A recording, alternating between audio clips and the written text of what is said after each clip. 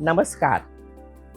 Did you know that on an average, losing 10 to 100 strands of hair is normal? Actually, what you do in those few minutes after washing hair, that decides whether your hair remains strong or slowly become thinner. Today, I am going to talk about wet hair mistake and also what you should do when your hair is wet. Let us first understand the common mistakes. First, combing wet hair aggressively. Many people shampoo and immediately run with a fine comb to dripping wet hair. Hair becomes more elastic and fragile when wet because water temporarily alters the hydrogen bonds in keratin. So, wet hair stretches more easily. If you pull at this stage, the strand stretches beyond its limits and breaks. Over months, this leads to visible thinning. So, what should you do instead? First, gently squeeze out excess water. Apply conditioner only to the mid lengths and end. Use your finger to softly detangle from the tips upward. Wait until hair is 70 to 80% dry. Then use a wide tooth wooden comb. Finger detangling on a wet hair is beneficial, but combing harshly is not. Second mistake is rubbing with towel.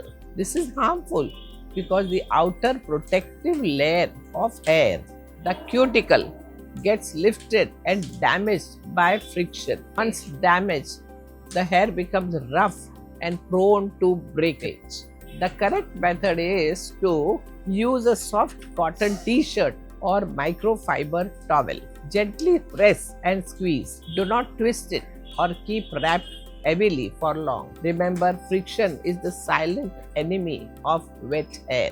Another mistake is tying wet hair tightly. This is common, especially among working women. They tight bun on wet hair before stepping out because they don't have much time. So let hair air dry as much as possible. If necessary, tie it with a soft fabric band. Never use tight rubber band on wet hair.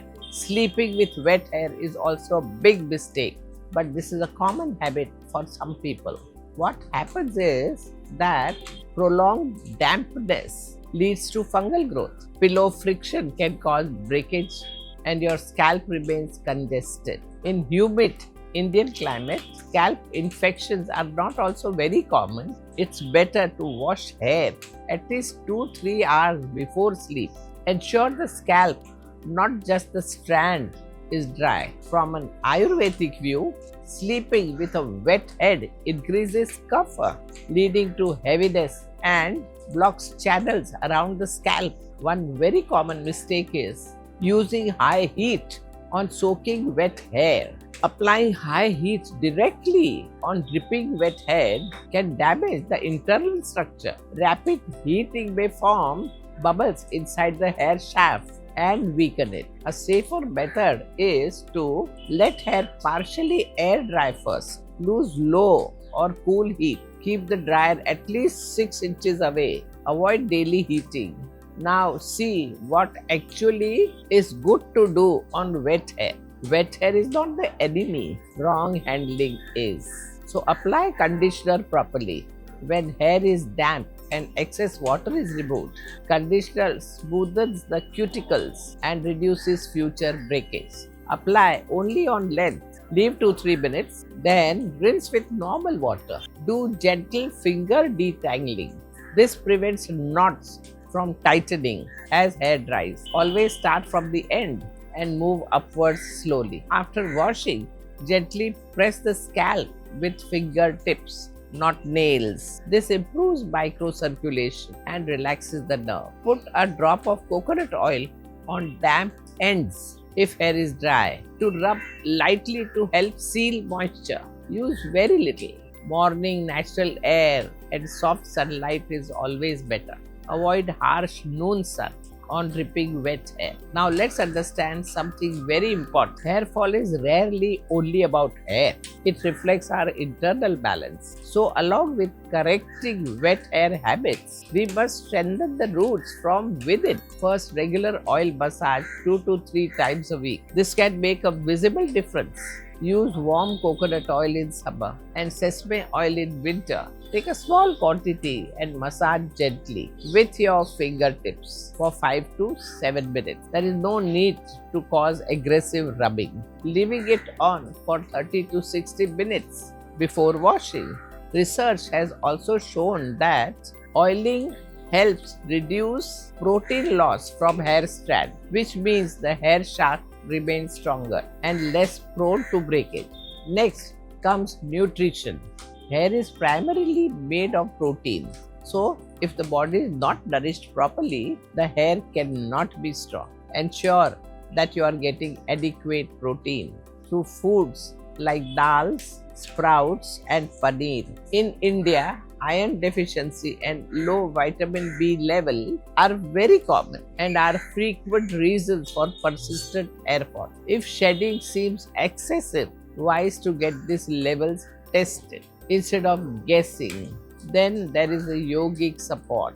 Gentle inversive postures like Yogendra Sarvangasana help improve circulation for the scalp, supporting healthy follicles. Slow breathing practices like Brahmari calms the nervous system and reduces stress because ongoing stress pushes hair follicle prematurely into the resting phase, leading to more shedding. At the same time, keep a few precautions in mind.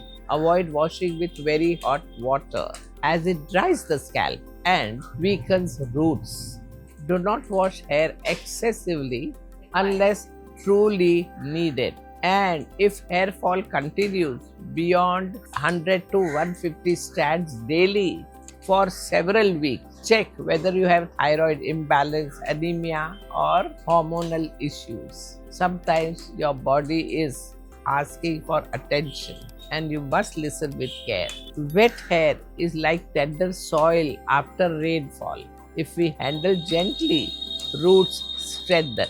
In yoga, we learn that health is protected not by big effort but by small daily discipline done with awareness. When we live in harmony with nature, even our hair learn to stay rooted. Namaskar.